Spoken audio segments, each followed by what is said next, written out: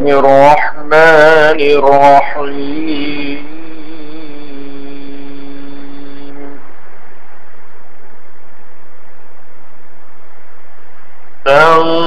تنزيل الكتاب من الله العزيز الحكيم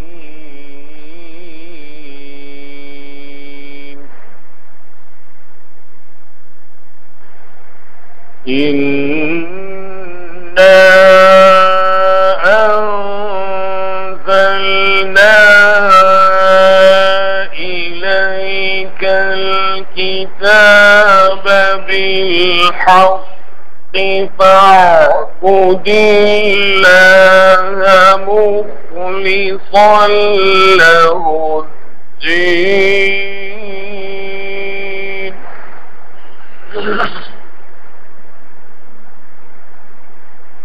ألا لله الدين الخالص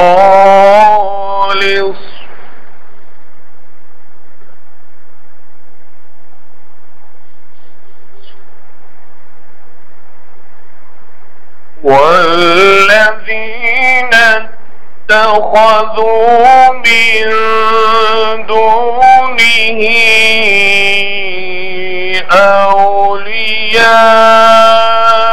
أولياء ما نعبدهم إلا ليقربونا إلى الله زلفى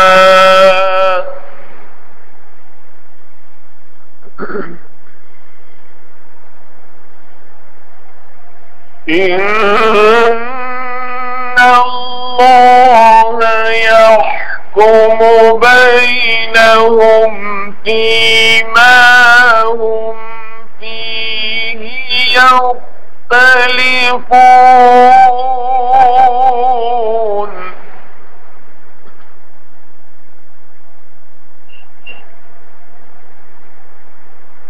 إن الله لا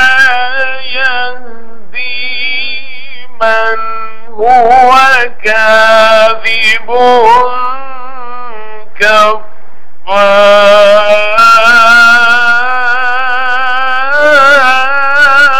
كفار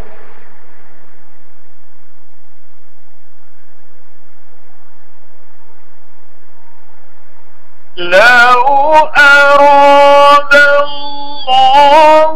أن يتخذ ولدا لاصطفى مما يخلق ما يشاء سبحانه والله الواحد القهار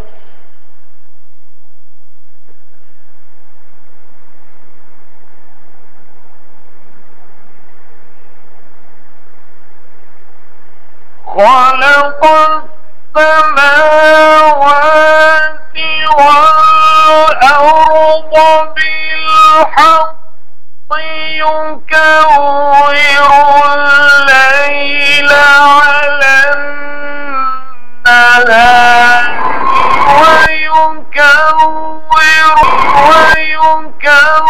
ويكور النهار على الليل وسخر الشمس والقمر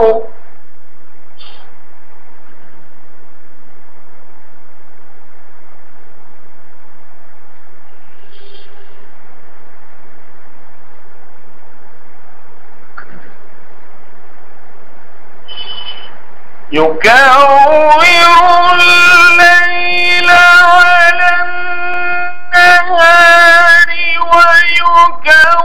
ويكور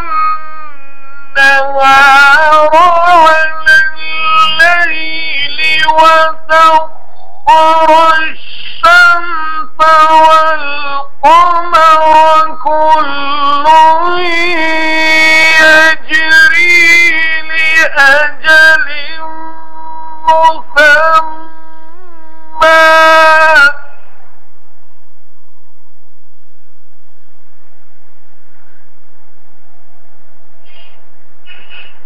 ألا هو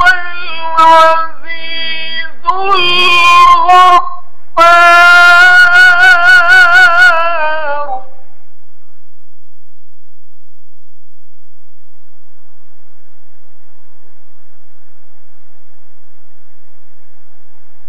خلقكم من نفس واحدة ثم جعل منها زوجها وأنزل لكم من الأنعام ثمانية أزواج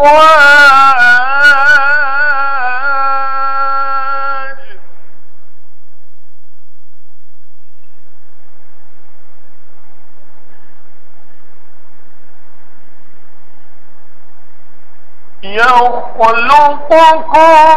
في بطون أمهاتكم خلقا من بعد خلق في ظلمات ثلاث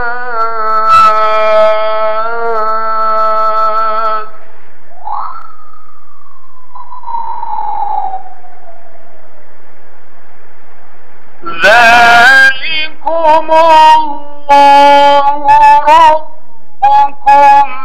له الملك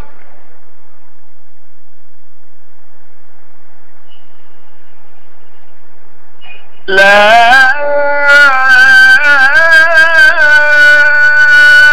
إله إلا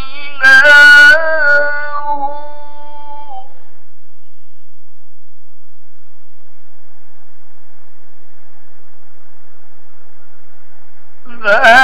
ذلكم الله ربكم له الملك لا إله إلا هو فأنا تصرفون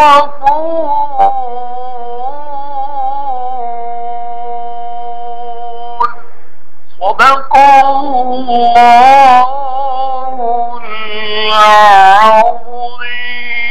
العظيم.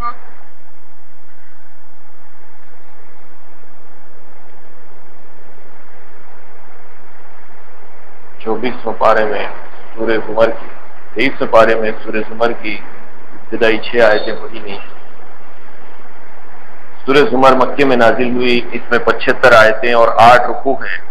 شروع اللہ کے نام سے جو بے حد مہربان نہایت رحم والا ہے. اتارتا ہے کتاب کا اللہ سے جو زبردست ہے حکمتوں والا.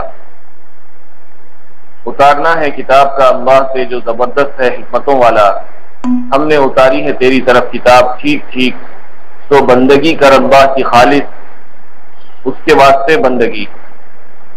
سنتا ہے اللہ ہی کے لیے ہے بندگی خالص اور جنہوں نے پکڑ رکھے ہیں اس سے بڑے حمایتی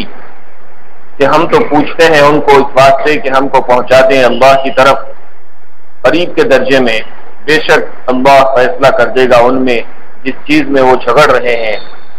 البتہ اللہ راہ نہیں دیتا اس کو جو ہو جھوٹا حق نہ ماننے والا. اگر اللہ چاہتا کہ اولاد کر لے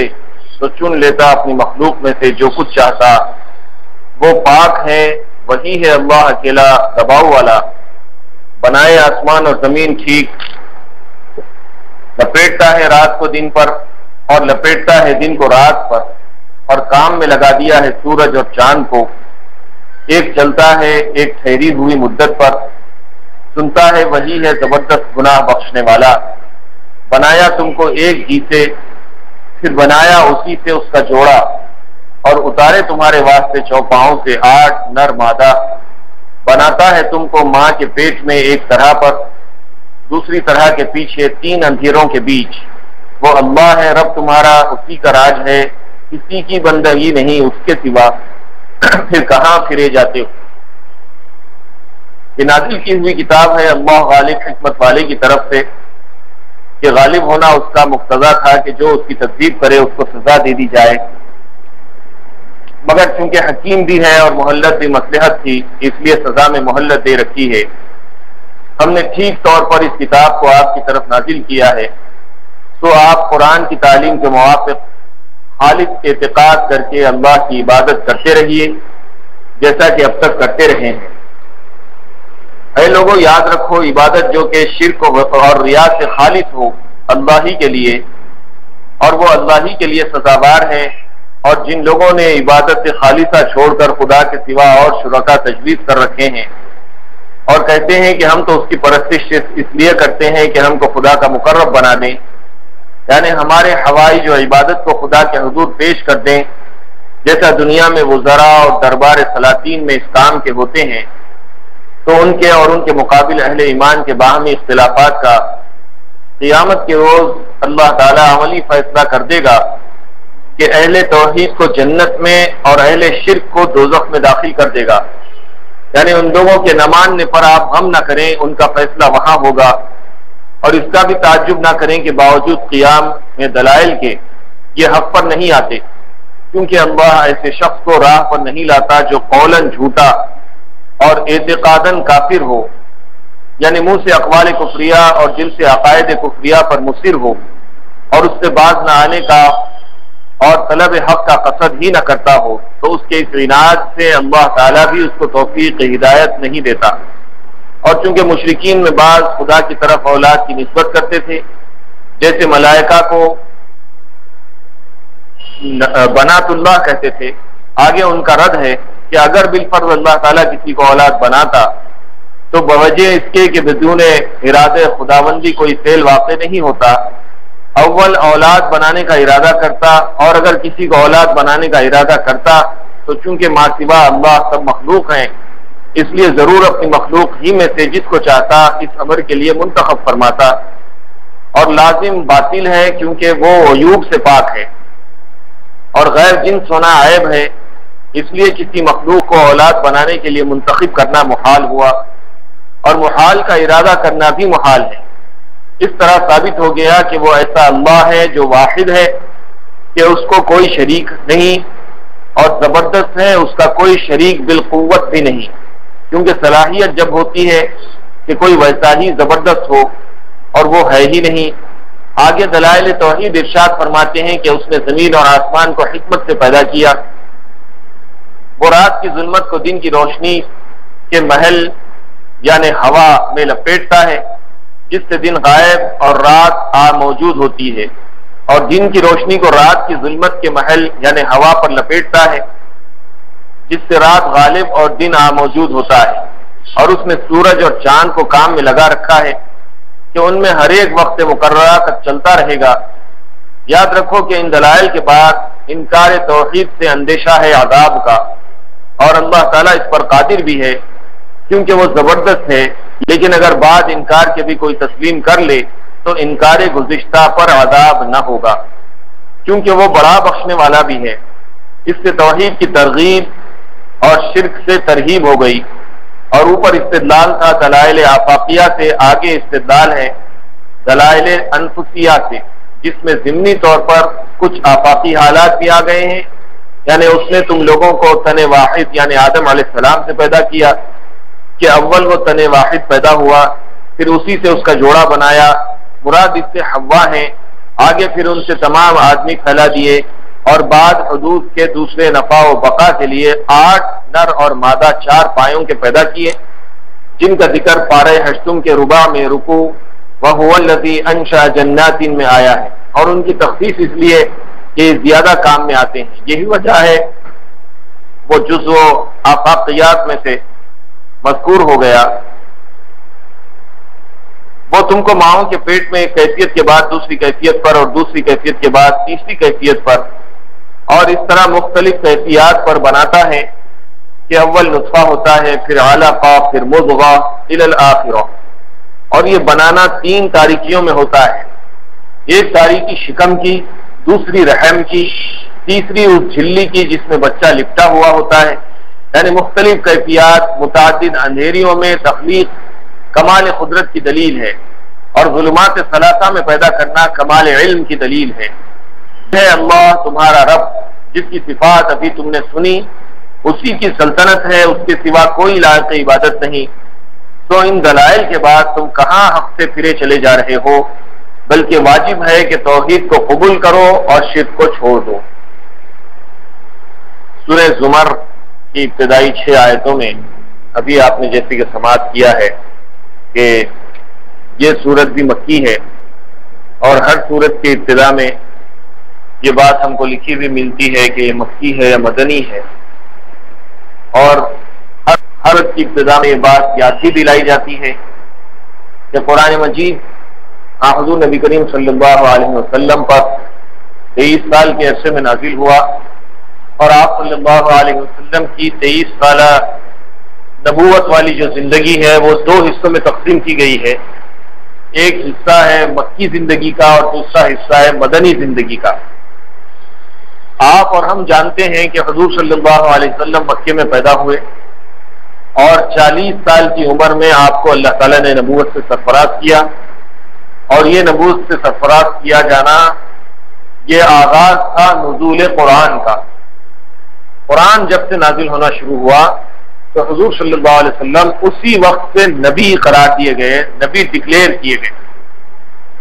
اور اسی حضور صلی اللہ علیہ وسلم کی نبوت اور قرآن کے نزول کا آغاز رمضان کے مہینے میں ہوا،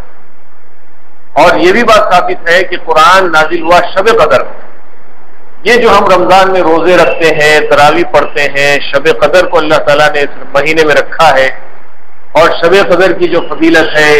1000 مہینوں سے زیادہ بہتر، اس میں ملائکہ کا نزول اور اللہ کی طرف سے سلامتی طلوع فجر تک، پھر رمضان کی فضیلت کہ یہ مبارک مہینہ، برکت والا مہینہ، مواسات اور غمخواری کا مہینہ، صبر کا مہینہ، صبر کا بدلہ جنت، اس کے دن کے روزوں کو فرض کر دینا، رات کی تراویح کو نفل کر دینا، اس میں ایک رات شب قدر کا آنا اور وہ 1000 مہینوں سے بہتر ہونا،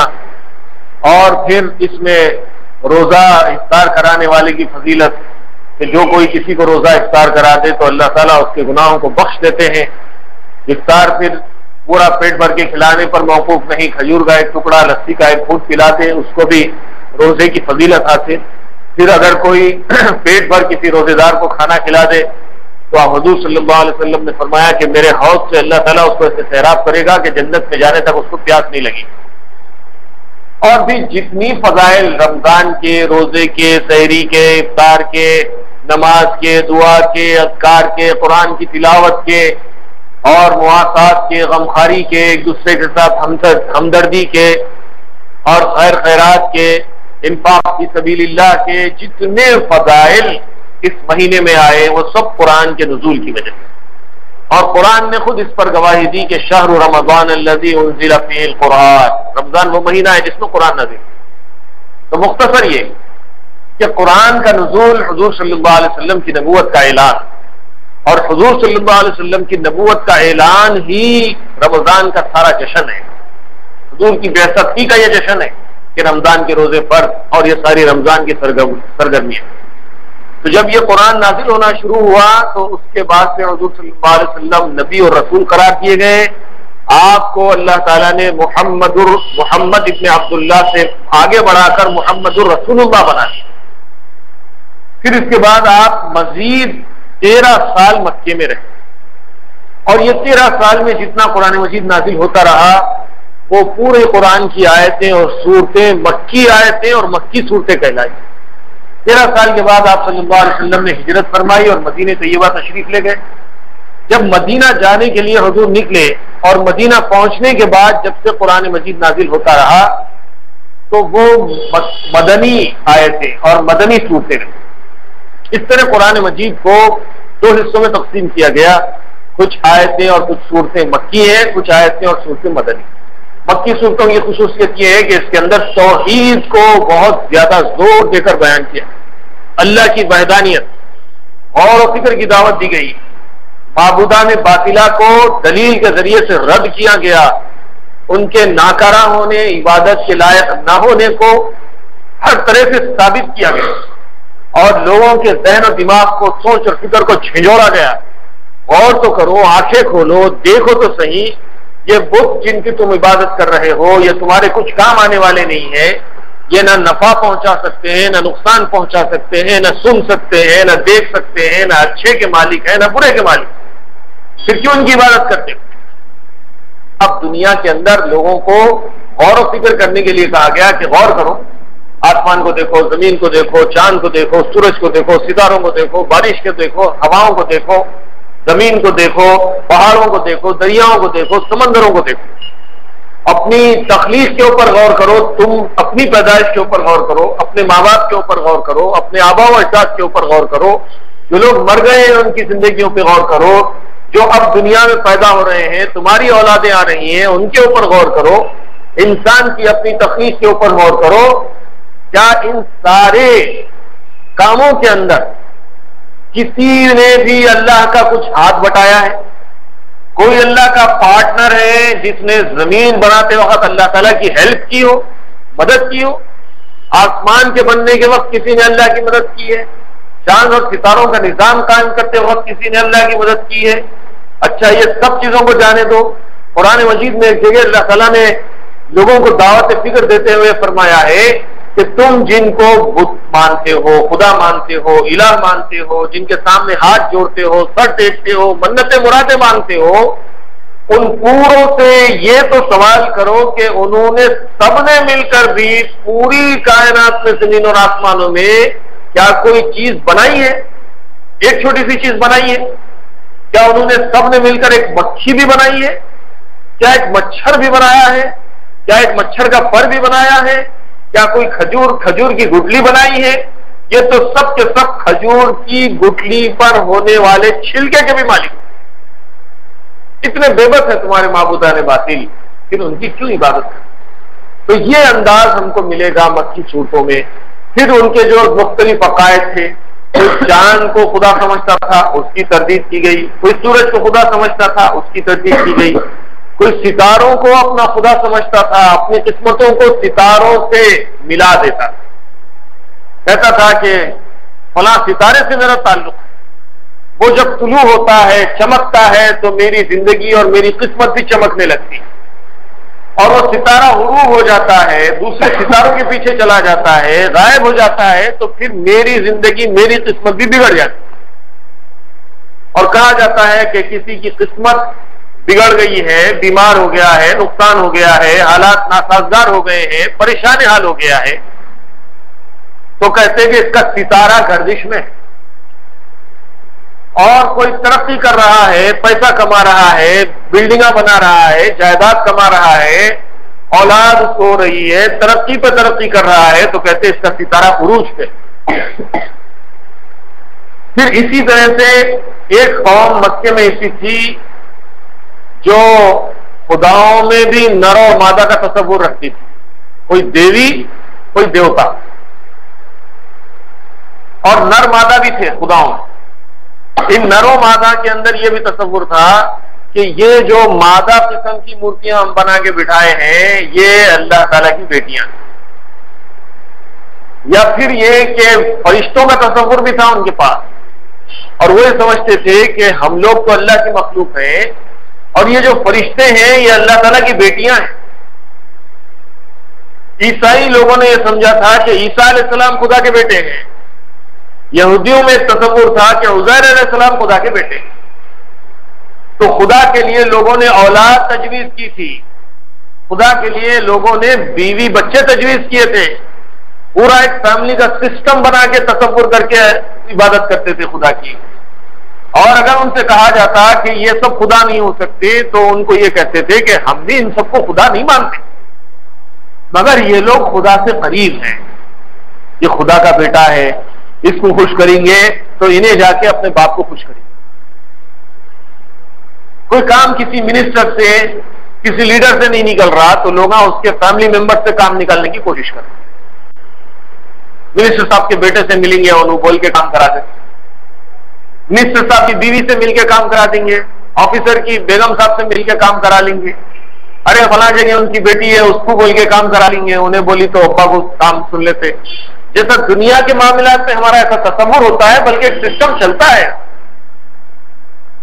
تو ایسا ہی تصور لوگوں نے اللہ تعالیٰ کے بارے میں قائم کر رکھا. اور اگر تم سے کہتے کہ تم جن بتوں کی عبادت کر رہے ہو یہ خدا نہیں ہے، تو بولتے تھے کہ نہیں ہاں خدا تو نہیں ہے لیکن اللہ والے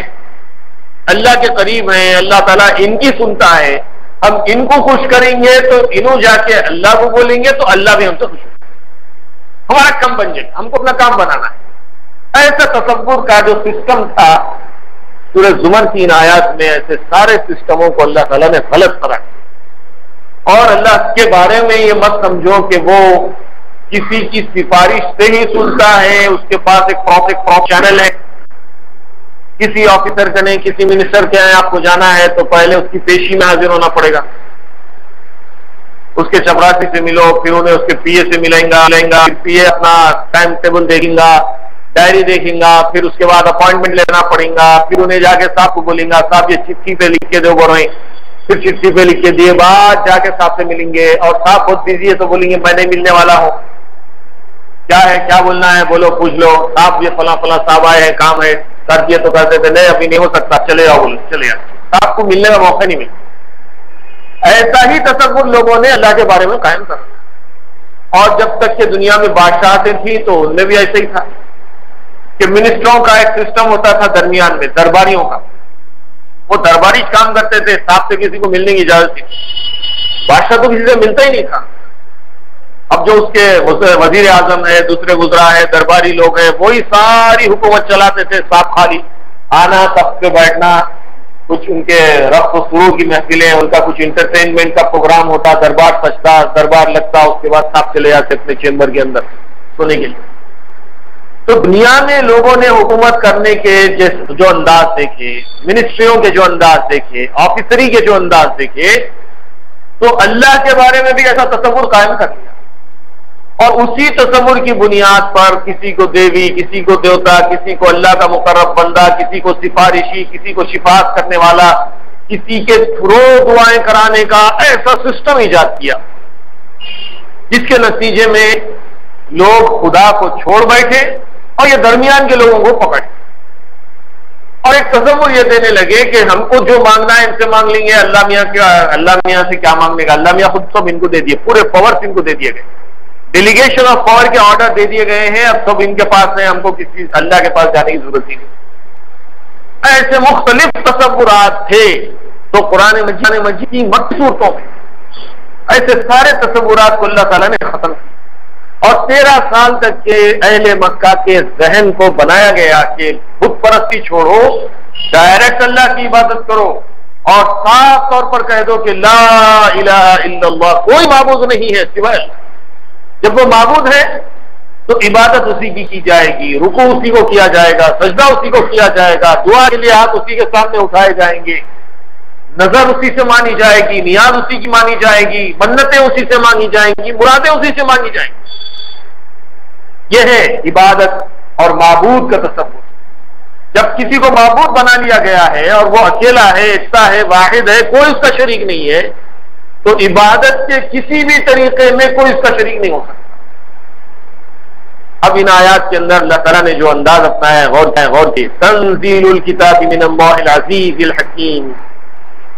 اللہ تعالیٰ اتارتا ہے کتاب کو جو بڑا زبردست ہے، بڑی حکمتوں والا ہے.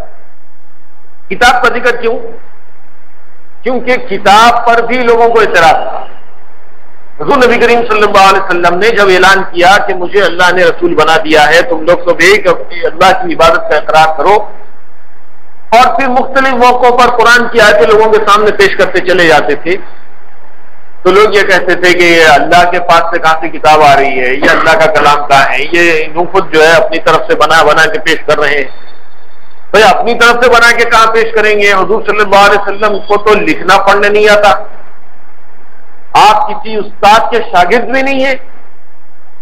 کوئی مدرسہ نہیں ہے، کوئی اسکول نہیں ہے، کوئی کالج نہیں ہے، کوئی جامعہ نہیں ہے، کوئی یونیورسٹی نہیں ہے جہاں پر جا کر آپ پڑھے ہوں. یا پھر کوئی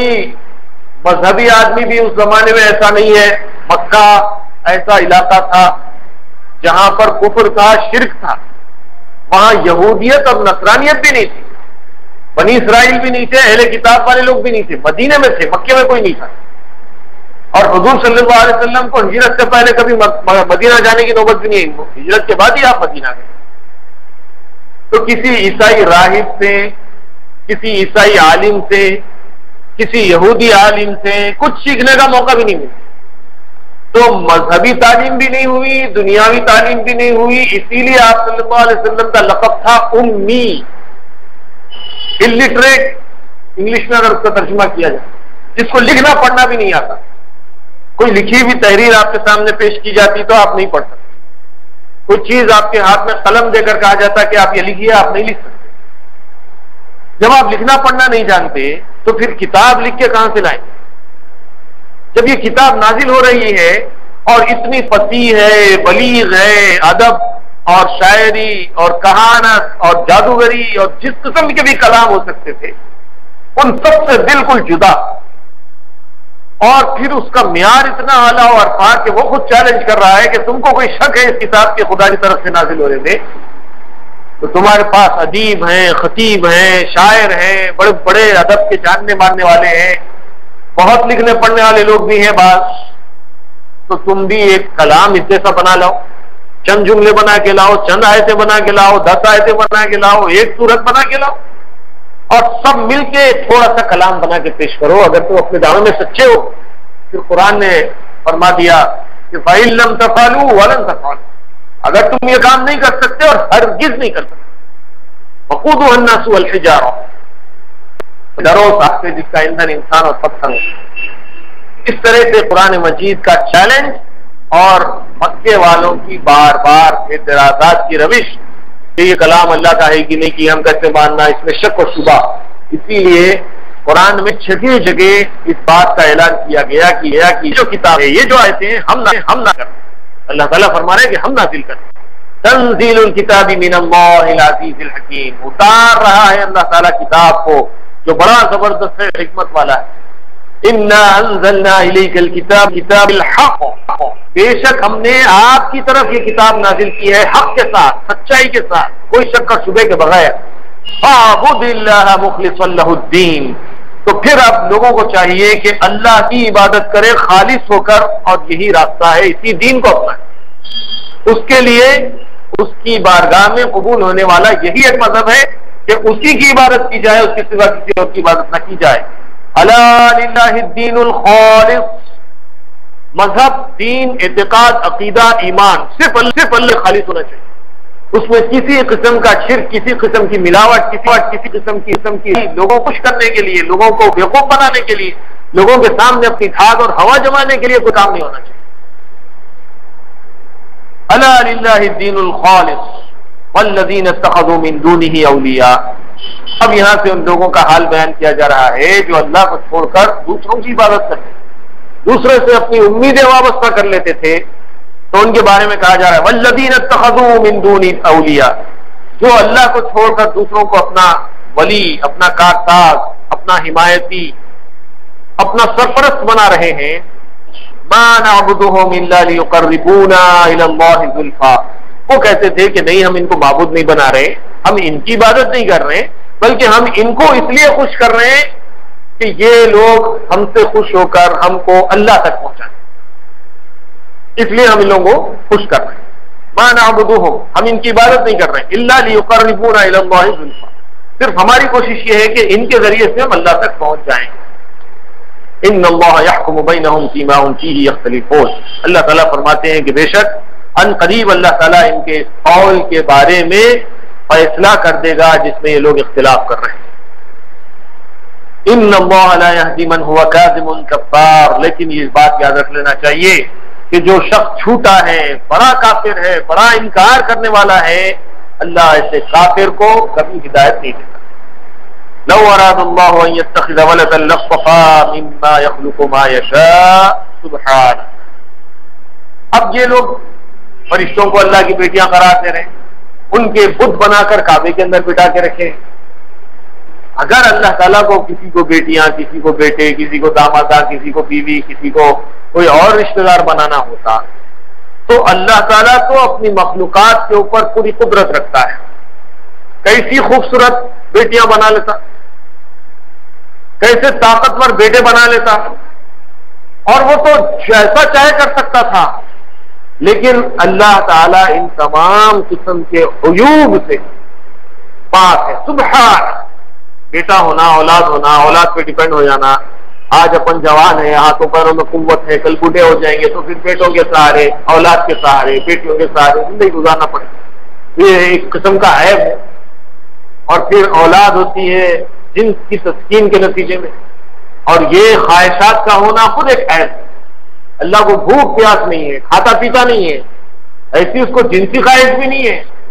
اور یہ ساری چیزیں بہت بڑا عیب ہے. اور اللہ ہر عیب سے پاک ہے. سبحان هو اللہ الواحد القہار، اور وہ اکیلا ہے، واحد ہے، اور بڑا زبردست ہے، بڑی طاقت و قوت والا. قہار بھی اللہ تعالیٰ کی صفت ہے کہ وہ قہر کر سکتا ہے، لوگوں کے اوپر اپنا عذاب اور غصہ نازل کر سکتا ہے. خلق السماوات والارض بالحق، زمین اور آسمانوں کو اسی نے حق کے ساتھ بنایا. یہ بات بالکل سچ ہے، اس میں کوئی دو رائے نہیں ہے کہ زمین اور آسمان کی تخلیق اللہ نے خود کی ہے اور اکیلے کی ہے، کسی کی سپورٹ لے کر نہیں کی، کسی کی پارٹنرشپ میں نہیں کی ہے، کسی کی مدد کے ذریعے سے یہ زمین اور آسمان کو اس نے وجود نہیں بخشا ہے. وہ اکیلا، واحد اور تنہا اس ساری کائنات کو پیدا کرنے والا ہے، اس کو وجود بخشنے والا ہے. پھر یہ کائنات کو، زمین آسمان وغیرہ کو پیدا کر دینے کے بعد اس کا جو سسٹم ہے رات اور دن کا، اس پہ بھی تو غور کرو. یکبر اللیل علی النہار ویکبر النہار علی اللیل وسخر الشمس والقمر. رات کے اوپر دن کو لپیٹتا ہے اور دن کے اوپر رات کو لپیٹتا ہے. ایسا نہیں ہے کہ ایسا کلک کرتے اچانک رات آ گئی، جیسے لائٹ بند ہوتی ہے اندھیرا ہو جاتا ہے، ایسا رات نہیں آتی، بلکہ آہستہ آہستہ سورج گردش کرتے کرتے کرتے زمین کے پچھلے حصے میں جب غروب ہو جاتا ہے تو آہستہ آہستہ دن ختم اور رات نمودار ہوتی ہے. پھر رات کے بعد دن بھی آتا ہے تو اچانک سوئچ آن کرتے لائٹ آ گئی، سورج چالو ہو گیا، ایسا نہیں ہے، بلکہ آہستہ آہستہ سورج شروع ہونے لگتا ہے. پہلے آسمان پہ سفیدی آتی ہے، پھر آہستہ آہستہ وہ سفیدی میں اضافہ ہوتا ہے، پھر وہ سفیدی کے اثرات زمین پر نظر آنے لگتے ہیں، پھر اس کے بعد آسمان سے سورج کی کرنیں رفتہ رفتہ نکلنے لگتی ہیں، پھر وہ کرنیں زمین پر پڑتی ہیں. اس طرح سے یہ رات کے اوپر دن لپیٹا جا رہا ہے، یہ رات کے اوپر دن لپیٹا جا رہا ہے، اور پھر دن کے اوپر رات لپیٹی جا رہی ہے. آہستہ آہستہ یہ نظام چل رہا ہے. یہ بڑی حکمت کے ساتھ اور بڑے سسٹمیٹک انداز میں سب کچھ ہو رہا ہے. تو یہ کیوں ہو رہا ہے؟ سخر الشمس والقمر، اللہ تعالیٰ نے سورج اور چاند کو ایک خاص انداز میں کنٹرول میں کر دیا. اس کی اسپیڈ، اس کی روانی، اس کی رفتار پوری کمپیوٹرائز جیسے کیلکولیٹڈ ہوتی ہے کوئی چیز، اور سارے زمانے میں ہزاروں لاکھوں سال گزرنے کے باوجود ایک سسٹم کے ساتھ یہ کام ہو رہا ہے. اس میں کبھی کوئی فرق نہیں آتا. یہ کیوں ہے؟ سخر الشمس والقمر، یہ چاند اور سورج کو اللہ تعالیٰ نے مسخر کر دیا ہے، فکس کر دیا. ان کی جگہ، ان کے مقامات، ان کا روٹین، ان کے راستے، ان کی رفتار، ان کی اسپیڈ، سب اللہ تعالیٰ نے فکس کر کے رکھی. سخر الشمس والقمر کل یجری لاجل مسمى، یہ سب چلتے رہیں گے جب تک کہ اللہ چاہے گا. جب تک اللہ چاہے گا یہ سارا سسٹم چلتا رہے گا. اللہ هو العزیز الغفار. یہ سب چیزوں کے اوپر غور کر کے یہ بات ذہن میں رکھو اور جان لو کہ وہ بڑا زبردست ہے اور معاف کرنے والا. یہاں غفار کا مطلب کیوں ہے؟ وجہ یہ ہے کہ آدمی جہالت کی بنیاد پر، معلومات کے نہ ہونے کی وجہ سے، آباء و اجداد کی تقلید کی وجہ سے، پیدا ہوئے جب سے ماں باپ کو جو کام کرتا ہوا دیکھ رہا ہے اس کو غور کرنے کا، سوچنے سمجھنے کا بھی موقع ہی نہیں ملا ہے، اور وہ بھی ماں باپ کے ساتھ شرک میں مبتلا ہے. اب جب اس کی آنکھیں کھولی جا رہی ہیں، اس کو غور و فکر کی دعوت دی جا رہی ہے، صحیح اور سچی بات اس کے سمجھ میں آ گئی ہے، اور اب اگر وہ اللہ کو ایک ماننے کے لیے تیار ہو جاتا ہے تو پھر اللہ تعالیٰ زبردست بھی ہے اور بخشنے والا بھی ہے، پچھلی زندگی کے تمام گناہوں کو معاف کر دے گا اور پھر تم کو نئی زندگی کے آغاز کے لیے موقع دے گا، کیونکہ تم اللہ کی وحدانیت کا اقرار کر رہے ہو تو پھر پچھلے گناہ معاف کر دیے جائیں۔ خلقکم من نفس واحدہ ثم جعل منها زوجها وانزل لکم من الانعام ثمانیۃ ازواج، پھر اللہ تعالیٰ نے تم کو ایک آدمی سے پیدا کیا۔ سب سے پہلے آدم علیہ السلام کو پیدا کیا گیا، پھر اس کے بعد ان سے ان کی زوج یعنی حضرت حوا کو پیدا کیا گیا، پھر ان دونوں کے ذریعے سے اللہ تعالیٰ نے تمہاری ساری نسلوں کو چلایا ہے۔ جس طرح سے آدم و حوا کے ذریعے سے انسانی نسل چلی ہے، اسی طرح سے اللہ تعالیٰ نے جانوروں اور چوپایوں میں بھی 8 قسم کے جانور پیدا کیے، نر اور مادہ کی شکل میں 8 قسمیں ہیں جو میجر قسم کے ہیں۔ بڑی بڑی قسمیں جو ہیں چوپایوں کی، اس کی تفصیل آگے کی تفصیل میں آئے گی، فی الحال اس کو ہم کور نہیں کر رہے ہیں۔ ثمانیۃ ازواج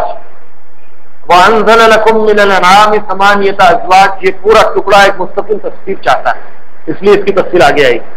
یہاں پر صرف اتنا ذہن میں رکھیے کہ انسان کی طرح سے اللہ تعالیٰ نے چوپایوں کی 8 بڑی قسمیں نازل کی ہیں، پیدا کی۔ یخلقکم فی بطون امہاتکم خلقا من بعد خلق فی ظلمات 3، ایک تو تم کو آدم کی شکل میں، پھر آدم سے حوا کی شکل میں، پھر آدم اور حوا سے پوری انسانی نسلوں کی شکل میں پیدا کیا، پھر ہر انسان کو اللہ تعالیٰ نے اس کی ماں کے پیٹ میں جو پیدا کیا ہے اس کو ایک سے ایک اسٹیج کی طرف آگے بڑھاتے چلے جاتے، ایک اسٹیج کے بعد دوسرا اسٹیج، ایک اسٹیج کے بعد دوسرا اسٹیج۔ جب پریگننسی ہوتی ہے تو وہاں سے لے کر 9 مہینے تک ماں کے پیٹ میں آدمی کی شکل صورت کے جو اسٹیجز ہیں اس کو اللہ تعالیٰ نے دوسرے مقامات پر بیان کیا ہے کہ پہلے وہ نطفہ ہوتا ہے، پھر علقہ ہوتا ہے یعنی خون کا لوتھڑا بنتا ہے، خون سے گوشت بنتا ہے، گوشت سے پھر ہڈی بنتی ہے، پھر وہ ہڈیوں کے اوپر گوشت کا پوست کو چڑھایا جاتا ہے، پھر اس کے بعد اس کے ہاتھ پیر چہرہ آنکھ ناک کان اور اس کے پورے جسم کے اعضاء بن جاتے ہیں۔ تو یہ ساری چیزوں کے بننے میں کئی اسٹیجز سے آدمی گزرتا ہے، پھر اس کے بعد جب وہ پیدا ہو کے باہر آتا ہے تو اس کا جسم تو پورا بن چکا ہوتا ہے، لیکن وہ اتنا کمزور، اتنا ناتوان، اتنا ویک ہوتا ہے کہ وہ ایک عام آدمی کی طرح بھی زندگی نہیں گزار سکتا، وہ ماں باپ کا محتاج ہوتا ہے اور خاص طور سے ماں کا بڑا محتاج ہوتا ہے۔ پھر اس کے بعد ماں کا دودھ پی کے وہ بچپن کے اسٹیجز سے گزرتا ہے، پھر 1 سال 2 سال 3 سال کے اندر آدمی کے اندر تبدیلی آتی ہے، وہ اس کے اندر گروتھ ہوتی ہے، نشوونما ہوتی ہے، بڑھتا جاتا ہے، بڑھتے بڑھتے جوانی کی عمر کو پہنچ جاتا ہے، اب پوری طاقت، پوری عقل، پورا شعور اس کو آ گیا ہے، اب وہ اتنا بڑا ہو گیا ہے کہ اب اس کو ماں باپ کی زیادہ ضرورت باقی نہیں ہے، وہ انڈیپینڈنٹ لائف گزار سکتا ہے، وہ اپنے کام خود کر سکتا ہے، زندگی گزارنے کا اس کے اندر ڈھنگ آ گیا ہے، اپنے پیروں پر کھڑا ہو گیا ہے، یہاں تک کہ وہ جوان ہو گیا اور اس کے ماں باپ بوڑھے ہو گئے، اس کے بعد چند دن میں ماں باپ گزر گئے، اب وہ بڑھاپے کی طرف راغب ہو گیا، اب بوڑھا ہوتے ہوتے ہوتے وہ کمزور ہوتا چلا جاتا ہے اور کمزور ہوتے ہوتے بیماریاں آ جاتی ہیں، ہاتھ پیر میں طاقت ختم ہو جاتی ہے، بولنے کی طاقت، دیکھنے کی طاقت، سماعت کی طاقت، ہاتھ پیر ہلانے کی طاقت کسی کی آہستہ آہستہ یا پھر کسی کی اچانک ختم ہوتے وہ موت کے حوالے ہو جاتا ہے۔ یہ سارے اسٹیجز اللہ تعالیٰ نے فرمایا یہ اسٹیجز تو بات کے بھی ہیں، یہاں پھر صرف اس کا ذکر ہے جو ماں کے پیٹ میں تبدیلیاں آتی رہتی ہیں۔ فی بطون امہاتکم خلقا من بعد خلق فی ظلمات 3، ڈاکٹرز بتاتے ہیں کہ ماں کے پیٹ کے اندر 3 جھلیاں ہوتی، بچے دانی کے اندر 3 ممبرین ہوتے ہیں، ان 3 جھلیوں کے اندر آدمی کی تخلیق ہوتی، بچہ بنتا ہے۔ فی ظلمات 3 ذالکم اللہ ربکم لہ الملک، بڑی طاقت ہے ان الفاظ میں، بڑی قوت ہے اس کے اندر، یہ ساری چیزوں کو اللہ تعالیٰ نے بیان کیا، کتاب کا نزول، رات اور دن کا آنا جانا، زمین اور آسمان کی تخلیق، پھر چاند اور سورج کا مسخر کر دینا، ایک وقت مقررہ تک ان سب کو چلانا، پھر اللہ کا زبردست اور معاف کرنے والا ہونا، پھر آدمی کو ایک آدمی سے پیدا کر کے اس کی نسلوں کو چلانا، پھر آدم سے حوا کو بنانا، پھر جانوروں میں 8 قسم کے اہم جانوروں کا ذکر کرنا،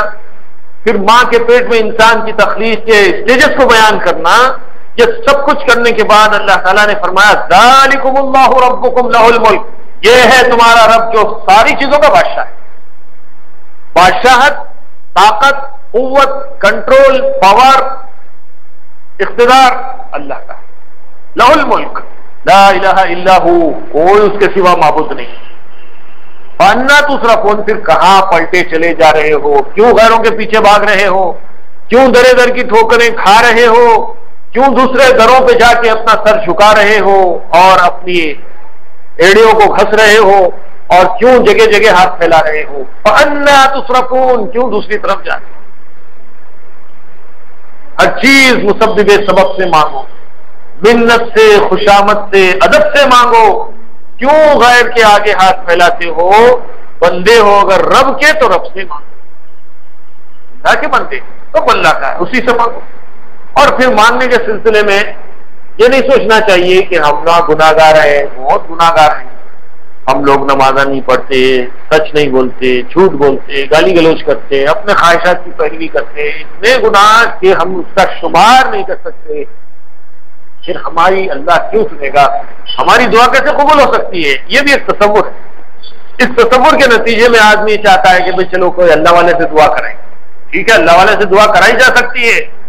لیکن قرآن و حدیث میں اللہ تعالیٰ نے بندوں کو بار بار راغب کیا ہے، اپنی طرف اٹریکٹ کیا ہے۔ جیسے آپ دیکھ رہے ہیں رمضان کے مہینے میں کیسے اشتہارات آ رہے ہیں، ایک ایک بزنس کرنے والا، کپڑوں والا، حلیم والا، دہی بڑے والا، دکاندار، اچھی بری، کھانے کی، پہننے کی یا برتنے کی، ہر چیز والا گاہکوں کو اپنی طرف اٹریکٹ کر رہا ہے، نئے نئے آفر دے رہا ہے، ڈسکاؤنٹ دے رہا ہے، انعامات دے رہا ہے اس کے پیچھے، تاکہ لوگ آ کے اس کے پاس خریدیں۔ یہ اشتہار دینے والوں کا مقصد یہ ہے کہ لوگوں کو اپنی طرف راغب کریں اور ان سے اپنا نفع حاصل کریں۔ قرآن نے بندوں کو بار بار اشتہار کی طرح سے راغب کیا ہے کہ دیکھو تمہارا رب کیسا عظیم ہے، کیسا بخشنے والا ہے، کیسا معاف کرنے والا ہے، کیسا اپنے بندوں سے محبت کرنے والا ہے، اپنے بندوں کی اللہ کو کتنی فکر لگی ہوئی ہے، بار بار لوگوں کو اپنی طرف بلا رہا ہے۔ ما غرک بربک الکریم، اے بندے تجھے اپنے رب کریم کے معاملے میں کس چیز نے بھول میں ڈال رکھا ہے؟ الذی خلقک فسواک فعدلک فی ای صورت ما شاء رکبک، اس نے تجھ کو پیدا کیا، بہترین تیری ساخت بنائی۔ لقد خلقنا الانسان فی احسن تقویم، تمام مخلوقات میں بہترین شکل و صورت میں انسان کو پیدا کیا، تیرے ہاتھ پیر جوڑ بند سب اچھے بنا، پھر اس رب کو چھوڑ کر کہاں جا رہا ہے؟ تو اس طرح سے مختلف آیتوں میں اللہ تعالیٰ نے بندوں کو اپنی طرف اٹریکٹ کیا اور اٹریکٹ کر کے فرمایا ہے کہ ادعونی استجب لکم، مجھے پکارو، میں تمہاری پکار کو، تمہاری دعا کو سننے والا، تمہاری دعا کو قبول کرنے والا۔ اسی رمضان کے بارے میں جو رکوع ہمارے سامنے بار بار پڑھا جاتا ہے، اس میں آخری میں یہ آیت آتی ہے وَإِذَا سَأَلَكَ عِبَادِي عَنِّي فَإِنِّي قَرِيبٌ، اے نبی صلی اللہ علیہ وسلم میرے بندے میرے بارے میں آپ سے اگر پوچھیں تو آپ ان کو کہہ دیجئے کہ میں ان کے قریب۔ یہ ایک انداز ہے نہیں لوگوں کو اپنی طرف کھینچنے کا کہ میں قریب ہوں، اجیب دعوت الداعی اذا دعان، جب کوئی دعا کرنے والا دعا کرتا ہے تو میں اس کی دعا کا جواب دیتا ہوں۔ هل یؤمنوا بی، پھر اللہ تعالیٰ فرماتے ہیں کہ میرے بندوں کو چاہیے کہ میرے اوپر ایمان ہے اور میرا شکر ادا کرے تاکہ ان کو سیدھا راستہ مل جائے۔ یاد جب بندہ کرتا ہے تو میں بھی اس کو یاد کرتا ہوں۔ بندہ میری طرف ایک بالش آتا ہے، میں ایک ہاتھ اس کی طرف آگے بڑھ جاتا ہوں۔ بندہ میری طرف ایک ہاتھ آتا ہے تو میں 10 ہاتھ اس کی طرف آگے بڑھ جاتا ہوں۔ کوئی بندہ میری طرف چل کے آتا ہے تو میں اس کی طرف دوڑ کے آتا ہوں۔ یہ احادیث، یہ قرآن کی آیتیں بتا رہی ہیں کہ اللہ تعالیٰ بھی اپنے بندوں کو اپنی رحمت کی آغوش میں لینے کے لیے تیار بیٹھا ہوا ہے۔ ہم تو مائل بکرم ہیں، کوئی سائل ہی نہیں، راہ دکھلانے کی رہنم منزل ہی نہیں، اللہ تو معاف کرنے کے لیے تیار بیٹھے۔ ابھی شب قدر کے بارے میں آپ فضیلتیں بار بار سن رہے ہیں، تنزل الملائکۃ والروح فیہا باذن ربہم من کل امر، فرشتوں کا نزول ہونا کوئی معمولی بات ہے؟ کیوں آ رہے فرشتے؟ جیسے امتحانات ہو گئے، ابھی رزلٹ کا انتظار ہے، گھر پہ کھٹکا ہوا کون ہے؟ ہم فلاں جونیئر کالج سے آئے ہیں، آپ کے پاس کا کوئی بچہ ایس ایس سی کا امتحان دیا ہے، انٹر میں داخلہ لینے والا ہے؟ ہاں ہاں ہمارے بچے ایس ایس سی کا امتحان دیے، یا ہم فلاں جونیئر کالج سے آئے ہیں، آئیے ہمارے کالج میں داخلہ لیجیے۔ لوگ خود گھر پہ آ گئے داخلہ دلانے کے لیے، فلاں جگہ سے لوگ آئے، یہ ہمارا اشتہار ہے، فلاں پروڈکٹ ہے، آپ کو ہم گھر پہ لا کے دے رہے ہیں، فری سپلائی ہے، ایک لیجیے 4 فری دے رہے ہیں۔ یہ جو آفرز ہے اللہ تعالیٰ بھی شب قدر میں، شب برات میں، خاص موقعوں پر، عید کی رات میں، لیلۃ الجائزہ میں، مختلف موقعوں پر آپ نے روایتیں سنی ہوں گی، ملائکہ کا نزول، فرشتے آ رہے ہیں، اور پھر لوگوں سے حضور صلی اللہ علیہ وسلم نے فرمایا کہ جبریل علیہ السلام فرشتوں کے جلوہ میں تشریف لاتے ہیں زمین پر شب قدر، اور ہر اس شخص کے بارے میں دعائیں مغفرت کرتے ہیں جو کھڑا بیٹھا لیٹا کسی حال میں اللہ کو یاد کر رہا ہے۔ کوئی نماز پڑھ رہا ہے، جبریل علیہ السلام اس کے لیے دعا کر رہے ہیں، وہ قرآن کی تلاوت کر رہا ہے، جبریل علیہ السلام اور فرشتے اس کے لیے دعائیں مغفرت کر رہے ہیں، اور کوئی اللہ اللہ کرتے بیٹھا ہے، تسبیح پڑھ رہا، تحمید پڑھ رہا، تحلیل پڑھ رہا، لا الہ الا اللہ بولتے بیٹھا ہوا ہے، استغفر اللہ بولتے بیٹھا ہوا ہے، دعا کر رہا اللہم انک عفو تحب العفو فاعف عنی، اعتکاف میں بیٹھا ہوا ہے، تراویح میں کھڑا ہوا ہے، تہجد میں کھڑا ہوا ہے، جس حال میں بھی جو اپنے رب کو یاد کر رہا ہے، سلام ہی حتی مطلع الفجر، اس پر سلامتی نازل ہو رہی ہے فجر کی نماز۔ یہ خصوصی آفر، اسپیشل آفر، رمضان آفر، شب قدر آفر اللہ کی طرف سے دیا جا رہا ہے۔ اور ایک روایت میں تو اللہ کے رسول نے فرمایا کہ شب قدر میں فرشتے جبریل علیہ السلام کے ساتھ آتے ہیں اور ہر عبادت گزار بندے سے مصافحہ کرتے ہیں، ملاقات کرتے ہیں، شیک ہینڈ کرتے ہیں، اور جو آدمی کو فرشتوں کی ملاقات کا شرف حاصل ہوا اس کو شب قدر نصیب ہو گئی۔ جس کو شب قدر نصیب ہو گئی، اللہ کے رسول نے فرمایا کہ من صام فی لیلۃ القدر ایمانا واحتسابا غفر له ما تقدم من ذنبه، جو کوئی شب قدر میں اللہ کو یاد کرنے کے لیے جاگا، قیام کیا، عبادت میں مصروف رہا، اور اس کے دل میں ایمان بھی ہے اور اس کے دل میں اللہ کی طرف سے حاصل ہونے والے ثواب کا استحضار بھی ہے، تو پھر اس کے پچھلے تمام گناہ معاف کر دیے جاتے ہیں۔ تو جبریل علیہ السلام یا فرشتے آئے، ملاقات کیے، اس کے سارے گناہ معاف۔ پھر کیا ہے؟ خیر من الف شہر، پھر 80 سال، 1000 مہینے سے زیادہ عبادت کرنے کا ثواب۔ پھر کیا ہے؟ آپ نے فرمایا کہ جس شخص کو شب قدر مل جاتی ہے اور عبادت کے دوران میں اس کے اوپر لرزہ طاری ہو جاتا ہے، کب کبھی طاری ہو جاتی ہے، آنکھ پہ کانٹے آ جاتے ہیں، آنکھ سے آنسو بہنے لگتے ہیں، تو سمجھو کہ ملائکہ نے اس سے ملاقات کی اور اس کو شب قدر نصیب ہو گئی، اس کے تمام پچھلے گناہ معاف کر دیے گئے۔ اب شب قدر میں ہم کو دیکھنا یہ ہے کہ کیا ہمارے اوپر رونگٹے طاری ہوتے ہیں، جسم پہ کانٹے آتے ہیں، تھری جسم میں پیدا ہوتی ہے، آنکھ سے آنسو جاری ہوتے ہیں۔ اگر یہ کیفیت کسی موقع پر آ گئی تو پھر اس بندے کو خوشخبری دے دی گئی کہ اس کو شب قدر مل گئے، اس کے گناہ معاف۔ یہ سارے آفرز اللہ تعالیٰ نے دیے ہیں، اور پھر یہ سب تفصیلات بتا کر اللہ تعالیٰ نے ڈکلیئر کیا ذالکم اللہ ربکم لہ الملک لا الہ الا ھو فانا تصرفون، وہ ہے تمہارا رب، ساری بادشاہت اسی کے لیے ہے، اس کے سوا کوئی معبود نہیں ہے، کہاں بھاگے چلے جا رہے ہیں۔ یہ ان آیات کی تفسیر کا ایک مختصر سا خلاصہ تھا۔ انشاءاللہ اس میں جو چیزیں رہ گئی ہیں مزید وہ آئندہ بیان کرنے کی کوشش کی جائے گی۔ اللہ تعالیٰ سے دعا ہے کہ اللہ تعالیٰ ہم سب کو قرآن مجید کے پڑھنے، سمجھنے، عمل کرنے کی توفیق عنایت فرمائے۔ رمضان کے اس آخری عشرے میں اللہ تعالیٰ ہماری عبادتوں کو قبول فرمائے، معتکفین کے اعتکاف کو قبول فرمائے، عمرہ کرنے والوں کے عمروں کو اللہ تعالیٰ قبول فرمائے، ان کی دعاؤں میں اللہ تعالیٰ ہمیں بھی ہمارا حصہ نصیب فرمائے، اور اللہ تعالیٰ ہمیں جہنم کی آگ سے نجات عطا فرمائے۔ اللہ کے رسول نے فرمایا کہ آخری عشرہ جہنم کی آگ سے خلاصی ہے۔ ہم اللہ تعالیٰ سے دعا کرتے ہیں کہ اللہ تعالیٰ ہمیں جہنم کی آگ سے خلاصی کا پروانہ نصیب فرمائے، جنت الفردوس اللہ ہمیں نصیب فرمائے، ہمارے تمام پچھلے گناہوں کو معاف فرمائے، آئندہ زندگی کو بھی پاکیزہ اللہ تعالیٰ ہماری بنا دے،